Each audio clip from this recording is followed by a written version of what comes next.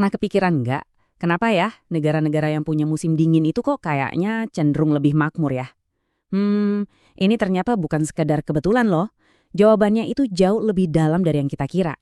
Dan kita akan bedah tuntas di sini. Oke, coba deh bayangin peta dunia sekarang.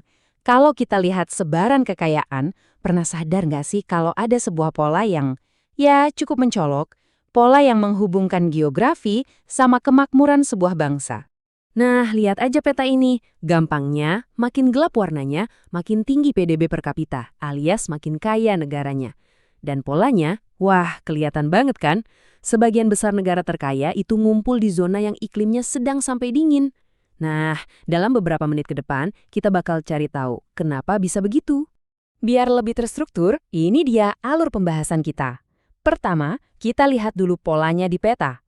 Terus, kita bahas keuntungan alamiahnya, lanjut ke dampak ekonomi dan budayanya. Nah, nanti ada beberapa studi kasus, plus sebuah peringatan penting.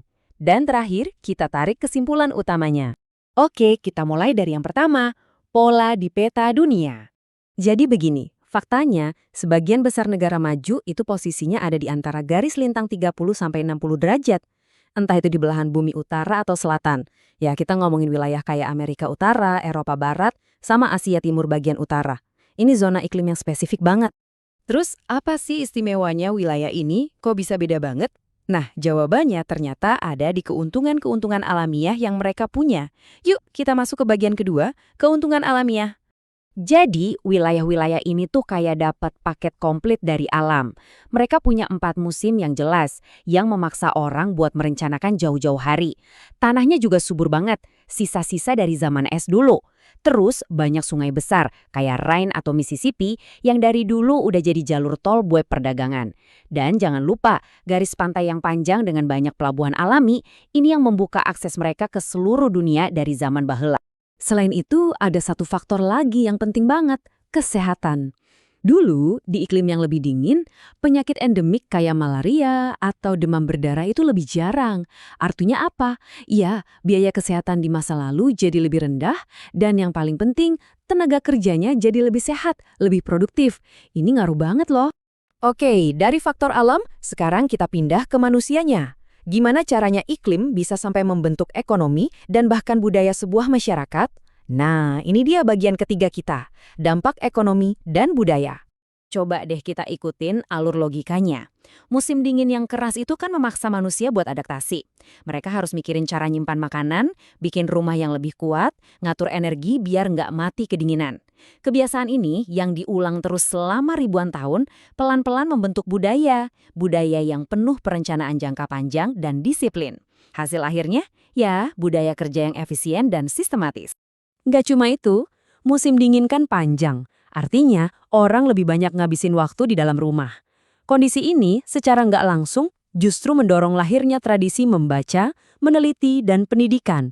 Jadi, nggak heran kalau banyak universitas tertua dan paling top di dunia itu lahirnya di Eropa yang dingin. Nah, budaya inilah yang kemudian jadi fondasi buat keunggulan ekonomi mereka. Revolusi industri kan pusatnya di Inggris dan Jerman, negara beriklim dingin. Kebutuhan buat nabung dan investasi demi bertahan di musim dingin, itu yang mendorong akumulasi modal. Dan tradisi pendidikan yang kuat, itu ya jadi cikar bakal kepemimpinan mereka di ekonomi berbasis pengetahuan sampai sekarang. Tapi tentu aja ceritanya nggak sesederhana itu. Ini bukan hitam putih.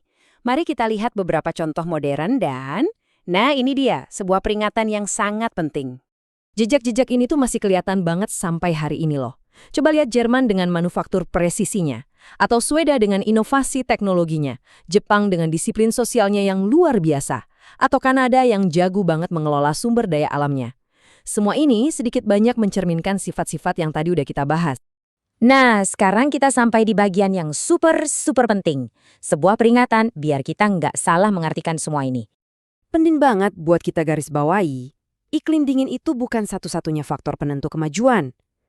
Ini bukan soal takdir geografis yang gak bisa diubah sama sekali. Bukan. Karena ada faktor-faktor lain yang sama pentingnya atau bahkan jauh lebih penting. Misalnya, institusi negara yang kuat dan adil, pemerintahan yang bersih dari korupsi, sistem pendidikan yang berkualitas, dan tentunya stabilitas politik. Tanpa semua ini, ya iklim sebagus apapun nggak akan banyak gunanya. Dan buktinya ada di depan mata kita. Lihat Singapura, negara tropis di Khatulistiwa, tapi jadi salah satu negara terkaya dan termodern di dunia. Atau Korea Selatan dan Taiwan, yang kemajuannya luar biasa pesat. Ini bukti nyata bahwa faktor-faktor lain itu bisa dan memang mengatasi tantangan iklim. Jadi, setelah kita bahas panjang lebar, apa dong pelajaran utama yang bisa kita petik dari semua ini?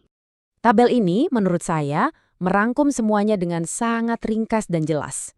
Dari sisi geografi, iklim dingin ngasih keuntungan soal lokasi strategis, tanah subur, dan lebih sedikit penyakit.